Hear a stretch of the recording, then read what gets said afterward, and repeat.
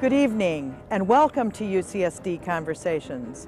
I'm Mary Walshock, Associate Vice Chancellor for Public Programs at the University of California, San Diego. It is my pleasure to introduce you to some of our faculty and their cutting-edge research. Please join us for an enlightening evening of conversation.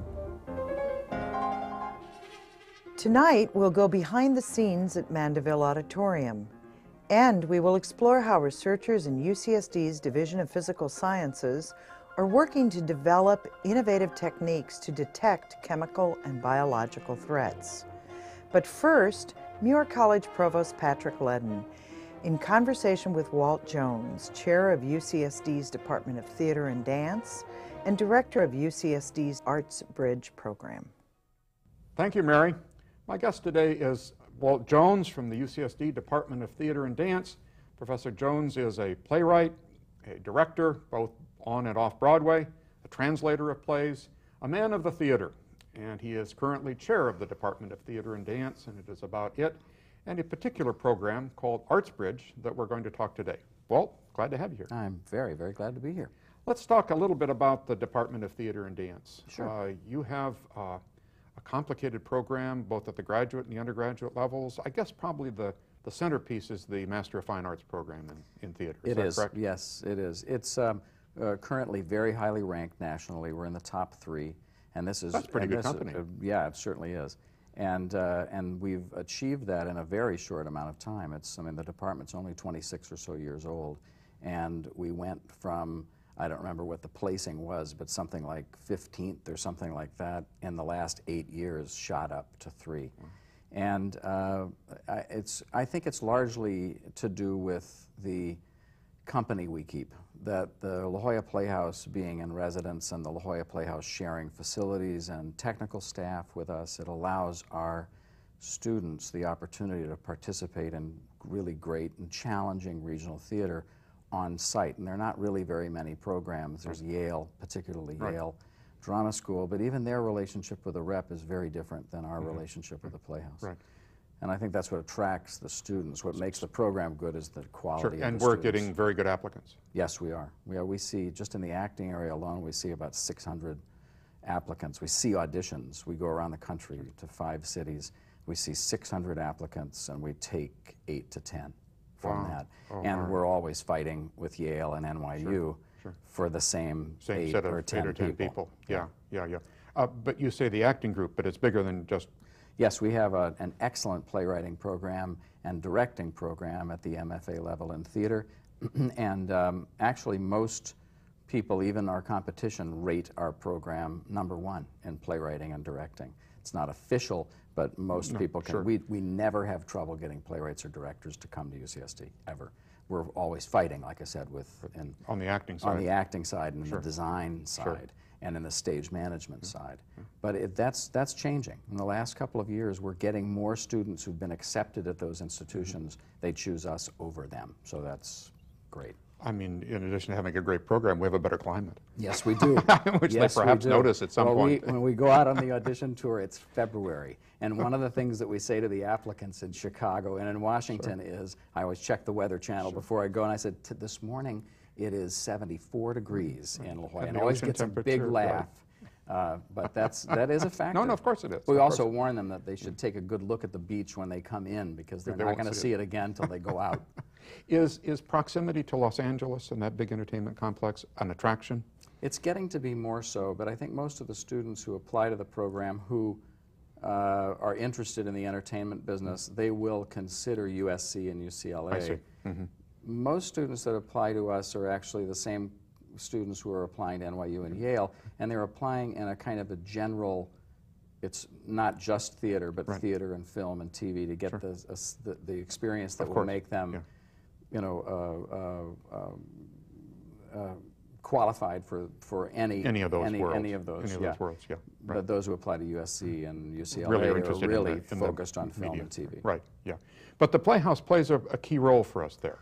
Yes, it does. We're the only school that I know of who actually guarantee every graduate student a paid professional residency at La Jolla Playhouse. at a regional theater. Wow. So they A very good regional theater. Yes, and they don't work in the box office. They actually do what they're training to do. So actors act, directors assistant direct or direct. We've actually had students who directed one of the plays that was in their season. Designers design, stage managers stage manage. So I mean, they're really getting a professional relationship while they're in school. So, and there are no other programs that guarantee that. And that's got to be attractive. It's got to be attractive. It's our biggest recruitment tool. Right.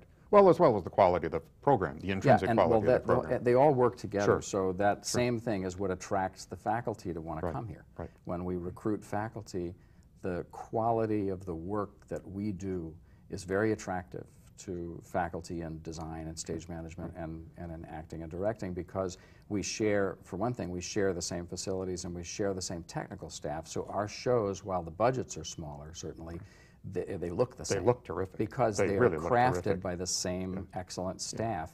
And this is great for the staff because we're offering year-round employment. Of course. Most theater people are seasonal. Right. And they're let go. Yes. Depending on when the... No, our winter productions look terrific. I mean, they have a very substantially. Yeah, it's... terrific, yeah. But now, it's not just an MFA program. You also have a lot of undergraduates. Yes, we do. We have both majors and minors. Yes, we do. It's very popular. This year is the most popular. We've had the most majors we've ever had in our history. And we have theater and dance majors. We have theater and dance minors, and we have double majors now, theater and dance. The undergraduate is a BA program. It's a liberal arts program. Not a BFA. Not a BFA. And the faculty made a decision a while ago that this is what we were going to offer because we believe that. It's the right thing. BFA is kind of a junior MFA program. Right. It's a conservatory program. Yeah. Right. And the students that we take, we're very clear with them that that's what the program is. But at the same time, we offer pretty much everything that BFA programs offer. So we're offering actors get movement and actors get voice and they get singing, and that's usually only in BFA programs, and that's because the faculty so enjoy working with undergrads. And we actually take some undergrads from our undergrad BA programs into the MFA program. And they come in well prepared. Yes, they certainly do. And they get a very different, because our BA program is not a graduate program in miniature. Program, right. It's a completely different thing. Yeah. And you also have a lot of students who do minors in theater or dance and then major in biology or physics. That's right. Some of our whatever. best actors and designers have been biochem majors. Of course, right. One of my favorite Muir grads of now several years ago was a double major in theater and physics. He got a PhD at Caltech in physics. It's just a spectacular. Probably good at both. Oh, absolutely. And creativity is creativity, right? I mean, and it's great to have that kind of possible, that sort of possible combination. He worked very hard.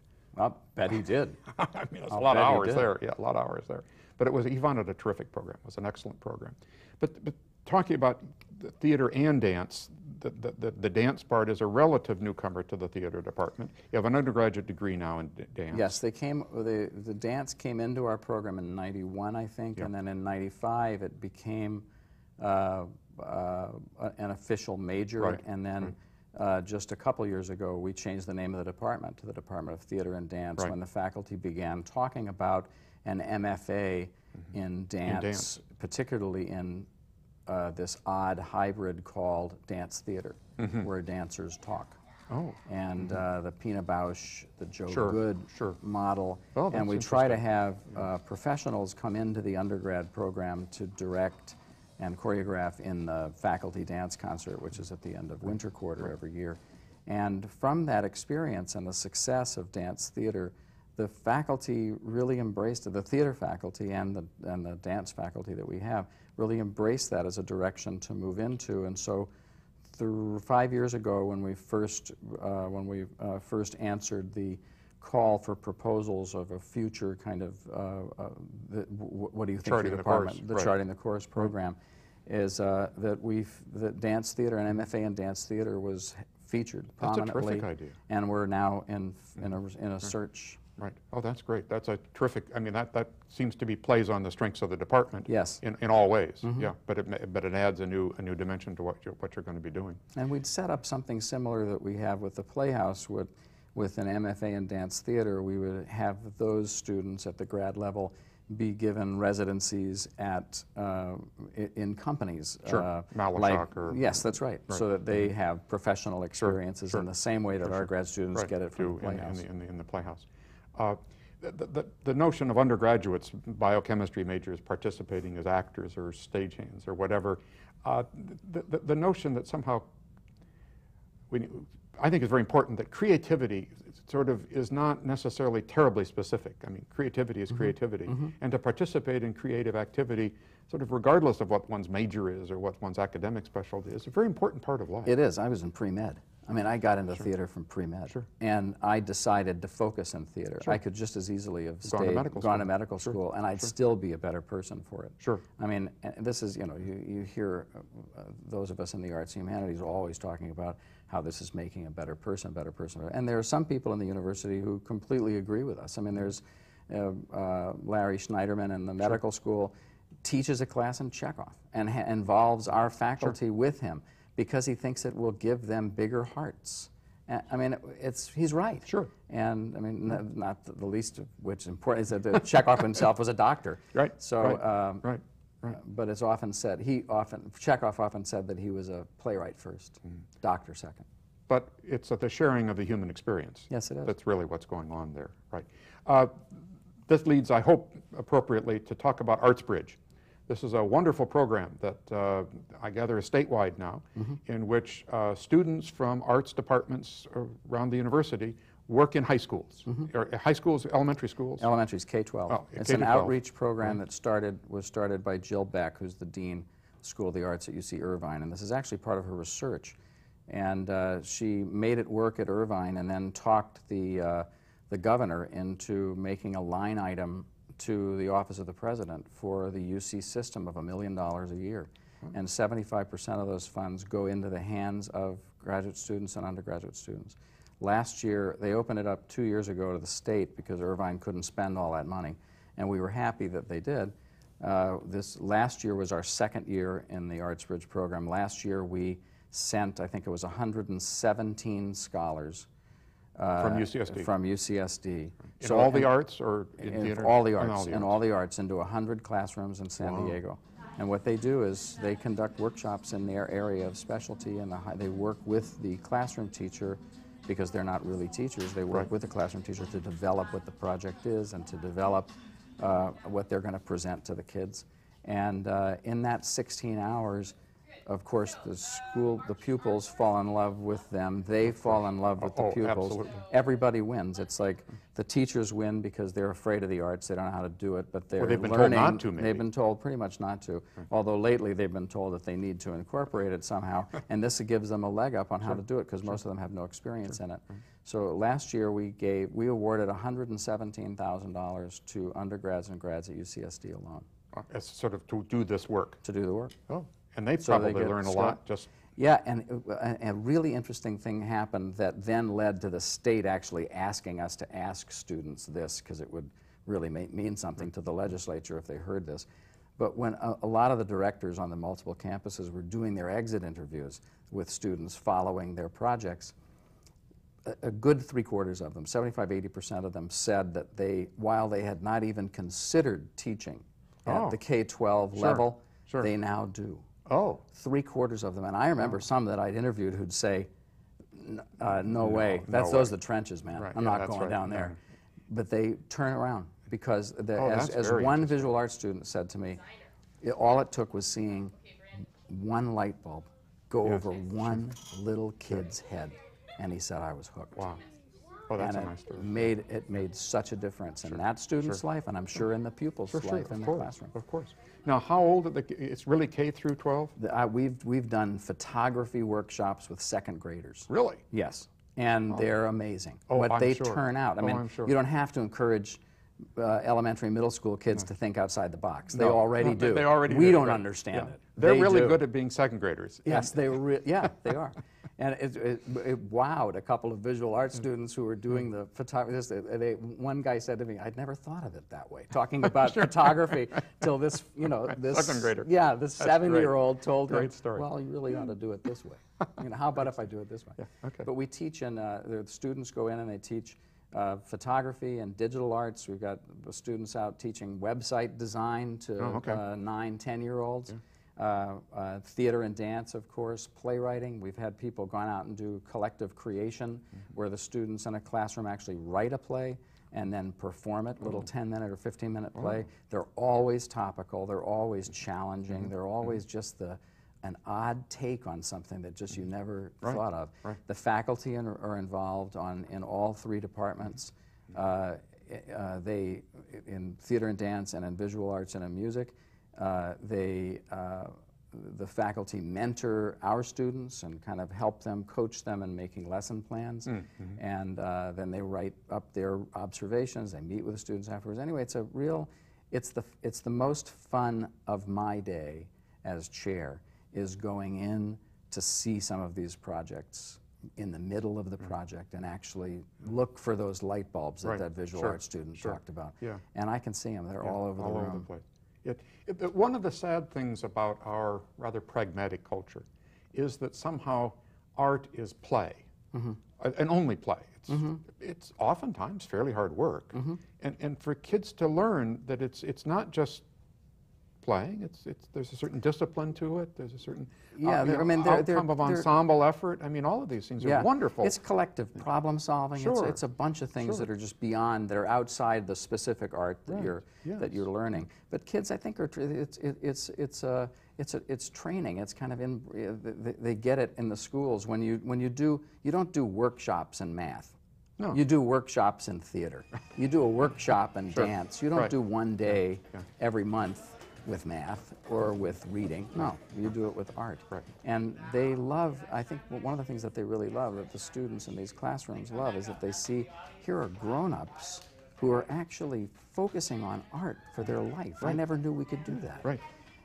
And still more students are, because we try to bring them up to campus whenever we can, and the Artsbridge funds that, where we'll bus students from a classroom who's got a project. Let's say we're doing Midsummer Night's Dream, and they've been working on Midsummer Night's Dream. So we try to bring the class up to see a rehearsal or to see the dance concert, or to go to the gallery. So they actually get a chance to consider university and college, where a lot of those kids have not even really considered it. You know, just getting through school is bringing them on campus is a big step. Absolutely. So it is the most fun part of my day, and it's the easiest proposals to write. They sell themselves. I mean, you know, these days the fundraising is important in all areas. Of course. But in Artsbridge, it's I can't say it's easy, but it's a grassroots effort, and that's really kind of where I think we're headed. And I assume that the teachers and the principals out in the schools are finding this a big plus to their lives. Oh, yeah. I go down and do presentations at school districts, and there'll be 8 or 10 principals in the room. And I see those same light bulbs light up above their heads as I describe what this program. Might do in their lives. And they go back and they chat it up with their faculty, and then they have me come down and do another presentation for the faculty. And they get really excited about it, and then they apply. When we've got more applications than we know what to do with. From schools? From schools and from scholars, from potential, from our students at UCSD. I see. Okay. They are all arts majors? Yes. They have to be a major. They have to be in the top 10% of their class. They've got to be recommended by faculty. We do a lengthy interview process to make sure we're sending the students who will do the best job. Yeah, you need some maturity. You need some... one of the things it seems to me that they must have to get used to is working with kids who have no technique. In a certain sense, right? I mean, they're. But what everybody says, what our students say is, that's the best part about it. Oh, really? Because the hardest thing our upperclassmen and graduate students have in the arts is to forget technique. You learn technique to forget it. Right? The kids in these classrooms, they have no technique, so you're showing them technique, and then they start doing something that has nothing to do with what, and you look at it, the students look at it, and they say, I'm taking this back to school with me, you know, to UCSD. So that's interesting. It really does help our students think in a different way. They have to look at that process differently than they had before. Yes. Oh, that's interesting. So it's the lack of technique almost. But they still have to work at it. I mean, I think one of the important things, it seems to me, as I've watched artists in all areas where there's work. It's somehow some of it is you have to dull focus. and boring. You have to just focus. have to do it. It's not all. 2 steps to the left, 1 to the right. Yes, I mean, you have that's to sort of, you have to sort of do that. You draw it, you don't get it right. I mean, there is that. But learning focused concentration. Yep. That's going to help you everywhere. You want to be a mathematician. Focused concentration is fairly important, actually.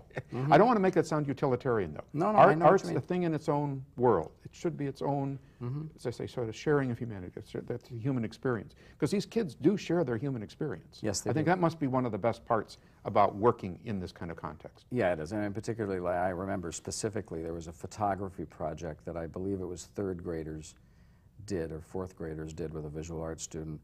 And what she was teaching them is not only framing the step-by-step thing of framing the shot and what's important, what isn't, and how to get it, and, to look the way you kind of want to look at it, but then put it together in a bound. They were beautiful. These bound books that were about their life.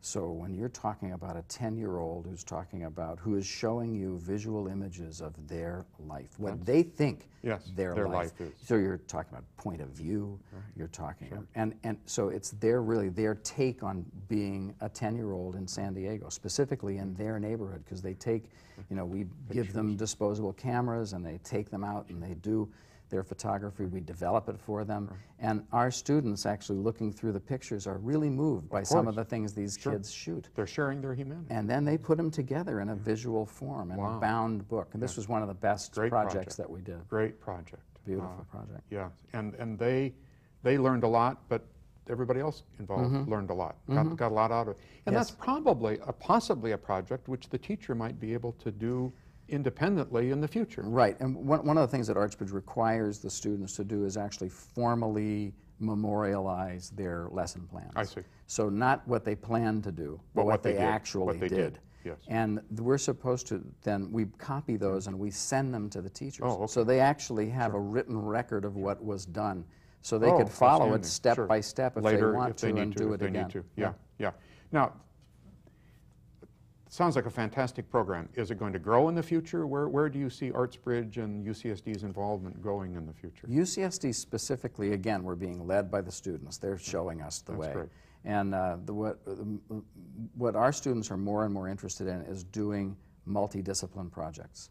So they're interested in doing either tag team, where, say, a dance scholar will go in and teach African dance. And then a visual arts student will go in and they'll make masks. Sure. And then a visual arts student will come in and they'll employ students to actually shoot it on video. We had two students last year, a dancer and a visual artist, and 3 actually, a music student. Music student got this 5th grade class to create a song. The visual arts, or the dance student got them to dance it, and the visual arts student came in and did an MTV video of it. Fantastic. So, and that's, I think, where it's going to be for UCSD. It's going to be focusing on multidiscipline. Which actually incorporates more people, more skills, more all of the things that Artsbridge. Right, and it gives, I think, the pupils in these classrooms a bigger overview, a bigger continuum. It's not just one art, but it's how they all kind of link together and do the same thing. It's a spectacular project, right. My guest today has been Professor Walt Jones of the UCSD Department of Theatre and Dance. I want to thank Walt for a very engaging conversation about this wonderful program called Artsbridge. Walt, thank you for being here. Thank you so much, Pat.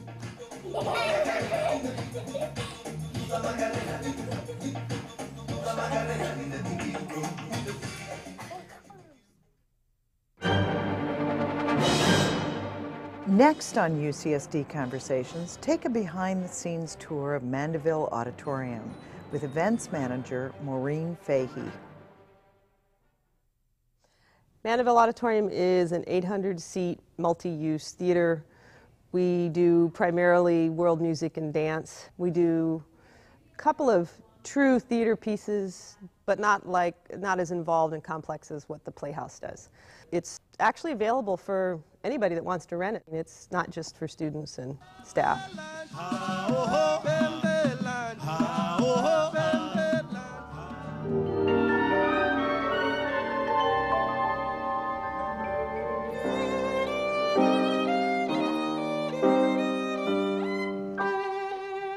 I was in the clothing business for about 15, 20 years. I had 2 clothing stores, one in Del Mar and one in Encinitas.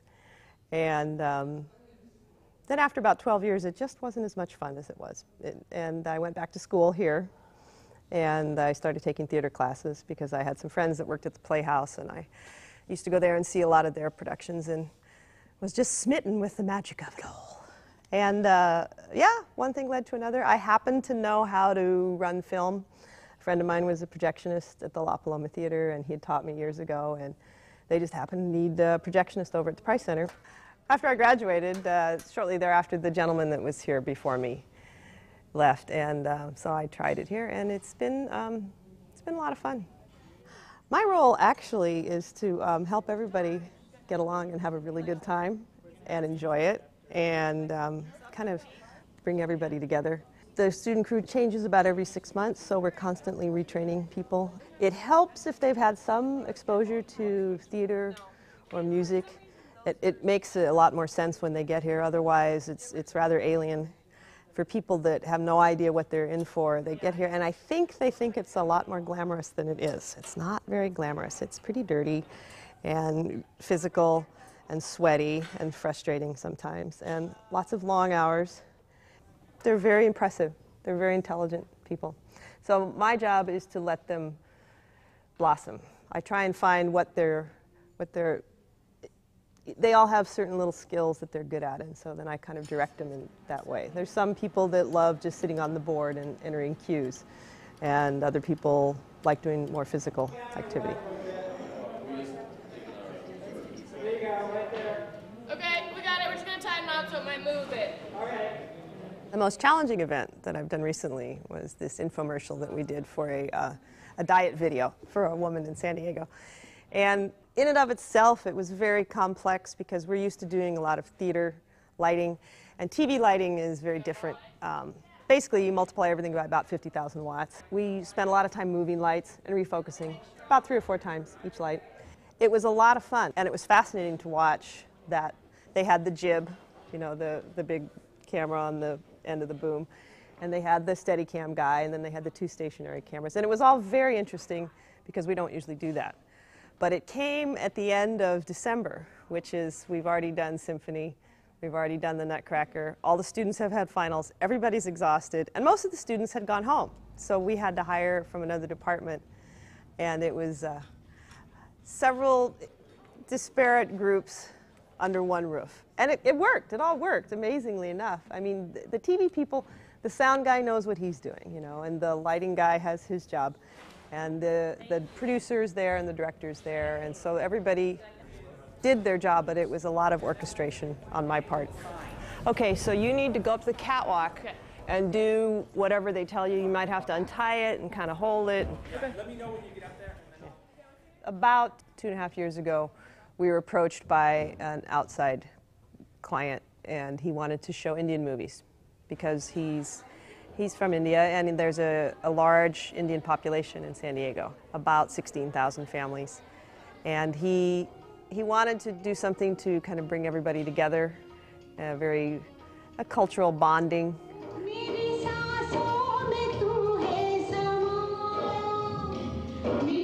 A lot of times the foreign films come in on a core.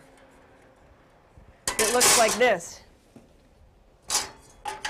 And so they're in a box, so we take them and transfer them from the core to this size reel, or if we really are in the mood, this is the 6,000 foot. So we'll take the shipping reel and put 3 of these on a big reel. And then the 2 projector system. So basically, so that's like about 45 minutes to an hour of film. So it comes out, and then here's the film path through here. Here's your gate, your aperture plate, your intermittent sprocket. This is the sound head, and then that's your take-up reel.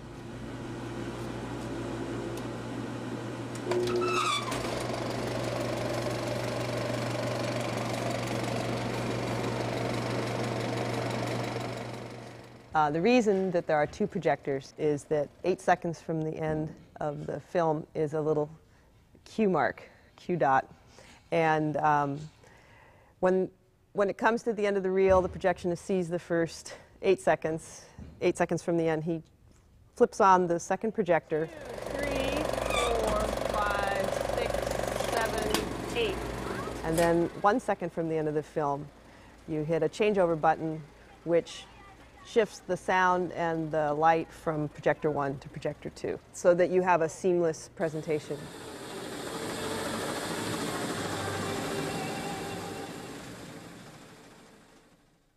We're standing in the house. This is called the house, as opposed to the stage. And that's the booth up there behind me. We have 2 follow spots, a 16 millimeter projector, 2 35 millimeter projectors, xenon slide projector, and oh, the sound board is up there. The lighting console, which is center front of house right now, is usually up in the booth. But she's working on her tech cues for the San Diego Dance Alliance, which is back this week with a multicultural extravaganza. Say hello, Mia. This is Mia Bain, the lighting designer. And after she runs through everything, we're going to move the board back up to the booth. The light console that you saw downstairs normally goes right here. This is our slide projector, 16 millimeter. These are the 2 35s. This is my office, such as it is. Another follow spot. Ancient, but they work. They flicker a little bit. This is the sound booth. Kellogg's Frosted Flakes. This is the ancient patch bay, which looks like, you know, Frankenstein's monster, but it actually still kind of works pretty well. These are mic taps throughout the building. They're hardwired mic taps, so that basically we don't have to run XLR every time we do a show. So, like for instance, these they need 3 or 4 mics for this show, so we can just plug into the hardwired, and then it comes in through this harness back here, and then this is your mic taps and your line level. So part of what we do is teach the kids how to use this board. Everybody has board envy. Everybody wants to learn how to touch all these knobs and dials, and we teach them, and then I let them go. Lighting basically creates an emotional response, and that's why lighting designers spend so many years studying it and doing shows. And so part of their job is to interpret the emotional mood of the piece.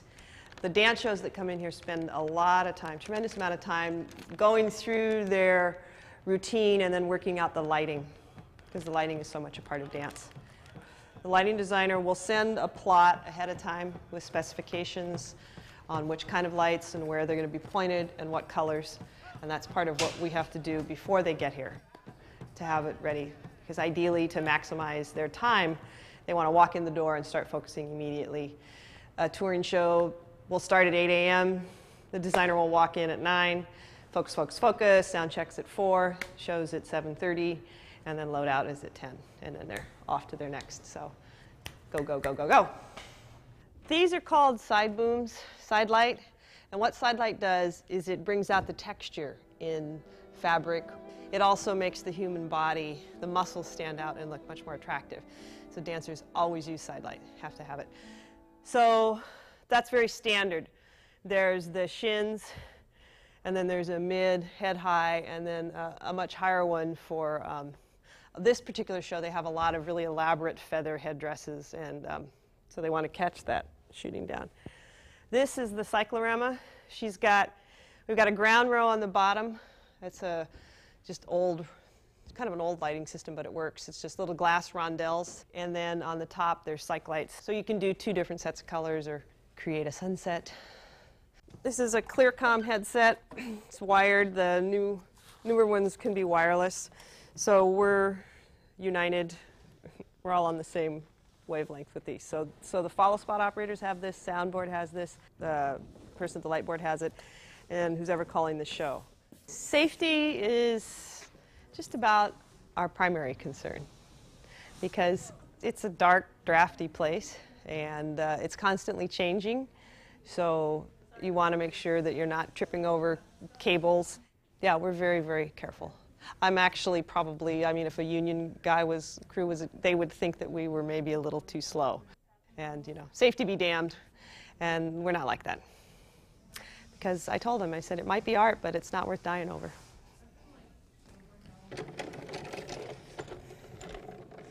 So this is the ghost light, and at the end of the night, when we're really, really done, it kind of has a Pavlovian effect on the kids. When they hear it, they know, we're done, we get to go home. Anyway, so we turn it on. And it provides the dual function of keeping a little bit of light in here so the people in the morning don't fall all over themselves when they walk in, and it keeps the ghost company. And when I leave at night, I bring it out and say, good night, house. Good night, ghost. Have a good night. It's my little house. So there it is.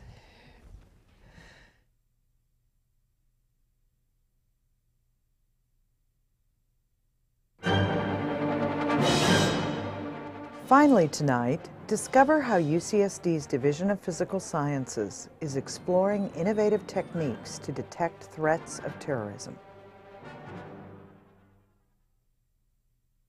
Nerve gas attacks, bombs aboard jetliners, anthrax in our mail. These are the new realities of American life. How do we detect these hidden threats?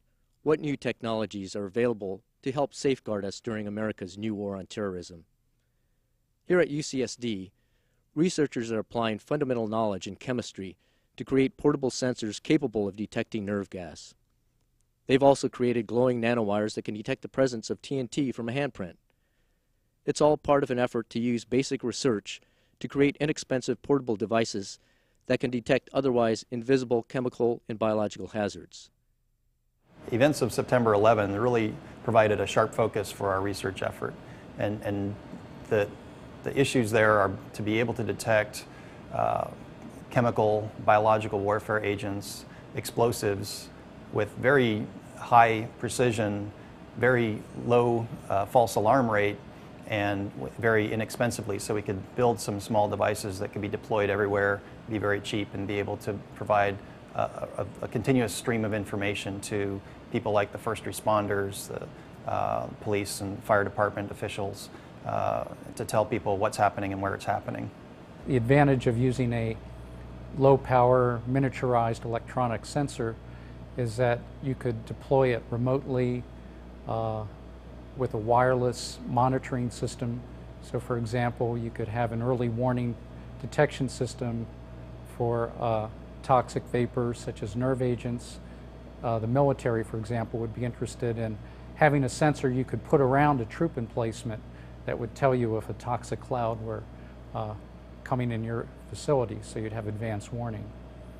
Another potential application would be for detecting explosive vapors, and you could have just a handheld sensor, or if you were looking for something such as mines, you might want to deploy it robotically, where you would have the sensor or TNT sniffer mounted on a robot that you could send out into a field to search for mines, so that if an accident were to occur, the only damage would be to a robot.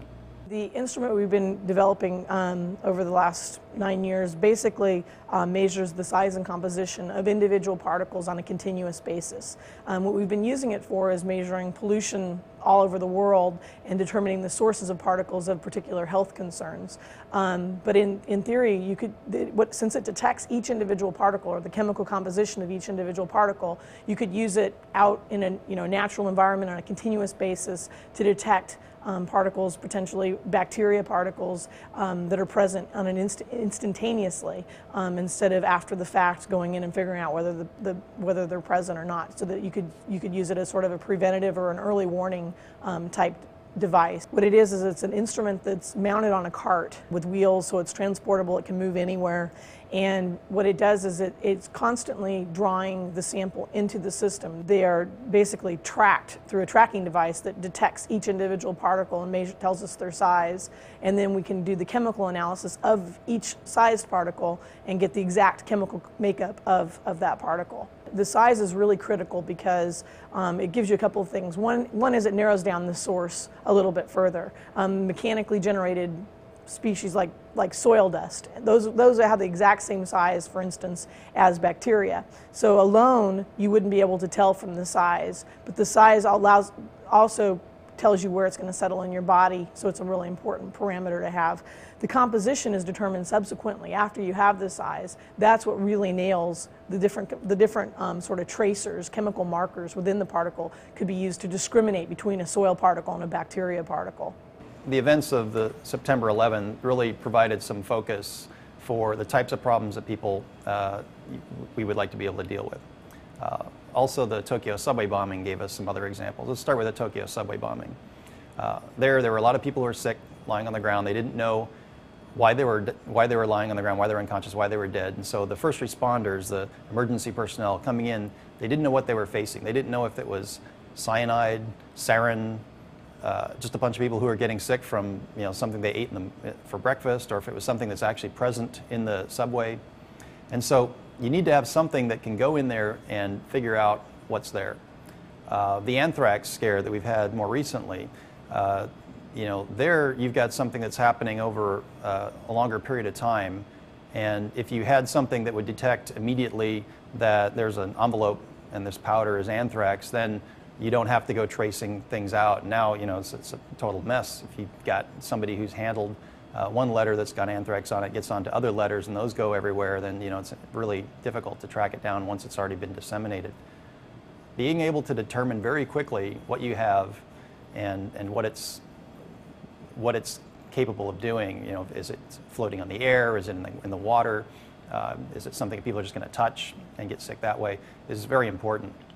And to kind of illustrate some of the challenges we have for sensors is you kind of back off and say, well, what are the things that people use to protect themselves against these kinds of agents? For instance, most doctors, you go into a doctor's office and most doctors will be wearing masks, these little surgical masks that are little, just a piece of filter. And this protects you from a lot of things. It can protect you from airborne particulate matter, things like anthrax, which has a particle size on the order of about 1 to 10 microns, can be filtered out with a mask like that. A detector for something like that has to find a particle, has to be able to hopefully collect it and capture it, and then either determine right away what it is, an anthrax spore for instance, or hold it for a later time, so then you can go analyze it and say, okay, this is anthrax and it's got this kind of strain associated with it, and so that's what we're going to have to be looking for in the field. Then if you talk about chemical agents, molecules are much smaller than spores, and so typically this is a mask that you can buy at Home Depot that is used in the pesticide industry. If you're spraying pesticides, which are essentially nerve agents for bugs, you have to have something a little bit more than just a powdered filter to take that out. And the filter cartridges that they have in these masks look like filters, but they also have chemicals inside them. This is one of the filter cartridges for the pesticides. And they have a cartridge inside here is a chemical that absorbs small molecules, pesticides or whatever chemicals, paint thinner, things that you don't want to be breathing. And so to be able to filter out a chemical, you have to have something that's a lot more sophisticated, a little bit more complicated, and much smaller. And that's true in the sensor area too. And it's kind of an irony that it's a lot harder to determine something like anthrax than it is to determine something like sarin. Sarin gas is a chemical warfare agent. It's a small molecule, and it can be absorbed by something like this.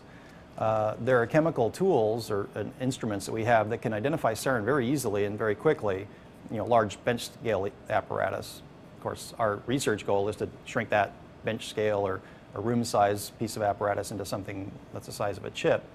The lab here is a nanotechnology lab, and we develop devices based on nanoscale materials, things that are very small. And what we'd like to do is take something like the size of a research lab or an analytical lab or a forensic laboratory, the size of a room, and shrink it down onto something that can fit onto a computer chip that might be able to fit inside a cell phone or fit into a small calculator, some handheld or low-power, battery-powered device. And so the challenges in the research field are to develop materials that will be able to do all of these very sophisticated analytical applications in a very small space. For instance, if you're looking for a disease in somebody, you have to sample their blood, for instance. You have to clean it up. You have to extract maybe some DNA from some bacterium that you might find in that blood, and then analyze it and figure out what it is and then report back. And so all of those functions can be done in a giant laboratory, and that's how, when you're diagnosed with an illness, typically that's how it's done. There's a large machine that sits on a bench top and a bunch of people walking around and moving samples from place to place. So what we'd like to do is develop the tools that can do that all in a very small factory that's built on the top of a computer chip. The tools that we have developed to build these small computer chips are the same tools we're going to be using to build these little laboratories on a chip. And what the computer industry will do is they'll take one of those chips and they'll place it onto a ceramic package. That's a single chip there. And then wire it all up so it has a bunch of different wires coming out, and then this thing gets plugged into the computer board. That's it.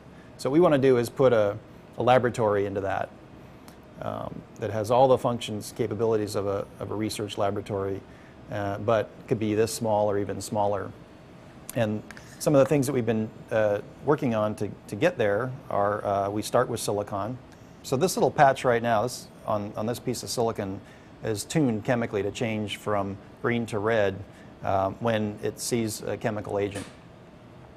What we'd like to do is take this. Now this is obviously really big. It's easy to see. It's easy for us to work with in the lab. Ultimately, we're going to be shrinking this thing down into the size of one of these individual transistors on a chip, and have many of these different devices sitting on one chip. So in other words, you don't want to be able to wheel in your device that just detects anthrax or just detects sarin. You want to have a device that goes in and detects if there's air pollution, if there's sarin, if there's cyanide, anthrax, any of the number of other potential biological agents, if there are viruses in the air, that just cold viruses. And being able to have that capability built all on a chip so that you can do all of those assays at once is kind of our goal, and that's what we focus our research on. You've seen Star Trek, where they have these guys come down and land on a planet, and they pull out some little box and they can determine everything about their environment and where the bad guys are and who's getting sick and where they need to be taking them. That's what we'd like to be able to do. That's a vision, is to, if you can do all these capabilities on a chip. I mean, right now you can carry around a cell phone that looks a lot like the little communicators that they use. What if you plugged into that cell phone some chemical detectors or biological detectors as well? Then everybody wearing a cell phone is now a roving analytical lab as well. And so some of the things that we've been focusing on, our efforts on, are to try to take these nanotechnology devices and put them into packages that would be able to be used like these tricorder, little scientific devices that these science fiction guys work with. This is not science fiction. This is actually a device that we developed for detection of sarin. This box here has a fan. It sucks air in. The air comes through out the back here. One of these chips that I just showed you is sitting right up here. And as the air goes over the chip, if the chip sees, the chip was tuned in that case chemically to see sarin. If the chip sees sarin, it turns a color, and then we read the signal out of the box. This is a box that was built to do live agent testing on sarin. We took boxes similar to this one to Aberdeen Proving Grounds back in March of 2000 to suck up sarin and see if we could see it. And the really nice thing about that was, one of our main goals in that project has been, we don't want to have any false alarms. We want to tune the chemistry of these materials so that when they trigger, it's sarin or whatever you're looking for. Because you don't want people stampeding out of a football stadium when somebody drops a bottle of perfume in the hallway. And so we were successful in doing that. When we took these chips there, they responded, triggered on sarin. We tested them in the lab and other places. They're really stable because of the catalytic reaction we build into these things. They're really stable and behave themselves unless they see the agent. And that's kind of one of the goals that you have for the nanotechnology areas, that develop these tools that will allow you to do things that you'd really like to do. What else you have to have inside here is a little spectrometer. It's that benchtop spectrometer I was talking about that you want to shrink down into the size of a gumball. How do you do that? Well, most people are walking around with a benchtop spectrometer sitting on their belts right now. It's a CD player. And this is a cheap CD player. We pulled the guts of this thing apart. When we first started working on this project, we realized that what we needed was what's inside a CD player, because it's got just a very small optical read head that reads the light coming off of a CD, and that's how your CD gets read. And inside that device, there's a small laser, and there's a small detector, and it rides over on along on your CD player and reads out the data. Instead of having it read the data off a CD player, we wanted to focus this laser beam on one of our silicon wafers and bounce it off and take the spectrum from that. And this proves that you can do this thing. You can make spectrometers really small if you desire to do so. And so ours wasn't quite so nice and pretty, but this is what we built for our sarin detector. And it's a lot like the CD player. It has a little light source, little mini laser, and then there's a little window here. The sample chip would sit right up here. And these are two photodetectors. And so the light bounces off the surface, and this is a little splitter that then takes the light back, and it comes into either detector and allows us to make the measurement and take a spectrum of light right off of the chip. And there's some electronics back here that provide signal processing, really rudimentary signal processing, to be able to send the signal out to a reader. The way we initially got into this sort of research was Mike Saylor and I were just talking over coffee one day on ways that you might be able to detect nerve agents such as sarin. And we had been working for a number of years on catalysts that would detoxify nerve agents and phosphate esters in general. These catalysts, what they do is they promote the rapid reaction of water with the nerve agent, and they then break one of the key bonds to the nerve agent and turn it into a harmless species. And since Mike's work on porous silicon using interferometric methods was able to detect hydrofluoric acid, we thought that the broad class of nerve agents that contain fluorine, the most well-known one being sarin, would be amenable to this approach. We've been working in our laboratory on the synthesis of polysiloles, or silicon wire polymers is the way you can think of them, that are the ultimate nanowire of silicon, in that they contain a single chain of silicon atoms surrounded by an organic sheath. So this is analogous to a conventional wire where you have the metal in the center and an insulating area of organic material surrounding it. These wires, though, aren't going to be used to conduct electricity. They're going to be used to conduct excited state energy, which we can provide by exciting them with an ultraviolet lamp. The excited electron runs along the nanowire of silicon atoms, and when it returns to the ground state, it emits green light. However, in the presence of an electron accepting molecule such as TNT, that organic explosive material binds to the organic insulating layer around the silicon wire and grabs that excited electron before it can emit the green light. So basically, it short circuits the luminescence, or it turns the green emission off in the presence of TNT. Now, for example, that can be used in a simple process to visualize traces of TNT residue.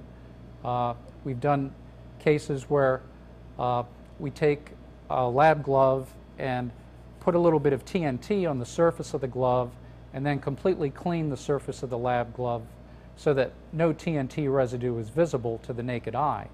Yet there are nanogram quantities of TNT that remain contaminating the surface of that glove. If you then touch a piece of paper with that glove, then if you illuminate the area with ultraviolet light while spraying on a very dilute solution of these silicon nanowires, the nanowires give off their characteristic green luminescence in the presence of the ultraviolet light, but wherever a small residue of TNT particle is present, that quenches that green luminescence, so that you see a black picture on a green luminescent background. And so a handprint develops if you spray this contaminated area, where you can clearly visualize the hand that was contaminated with TNT versus the one that wasn't.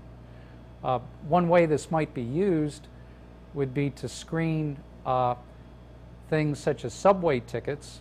So for example, if a terrorist who had been making a bomb from TNT, even though he had thought he had cleaned his hands, there would be minute residues of TNT left behind, and if he touched a BART ticket and we were to coat it with this luminescent film, this could be visualized even at the resolution of obtaining a fingerprint from it. It's been interesting to see how this has rapidly developed in the sort of applications that are not only coming out of Mike Saylor and Bill Trogler's lab, but also out of the Division of Physical Sciences in general. Post-September 11th, there's been a lot of changes in what people do in their laboratories in terms of trying to develop the technology for detections. It's interesting to see that there's a lot of analogy with the 1950s and 1960s when we were in the Cold War, and people were trying to develop technologies not only for offensive weapons, but also for detection. And it's exactly the same case now, except that it's even more complex in terms of what the possible agents are. In the case of the nuclear, you knew. In the case of the biological and chemical, you don't necessarily know. So emerging technologies like this get to be critical. Positive spin on this, though, is that in a case such as in the 1950s, we developed techniques for detecting cesium-137, strontium-90, and that led to major advances in understanding climatology, meteorology, and ocean circulation. A lot of the techniques now are going to be used in the biotechnology firms, in the biotechnology world, in terms of new detection techniques, understanding things at the genomic level.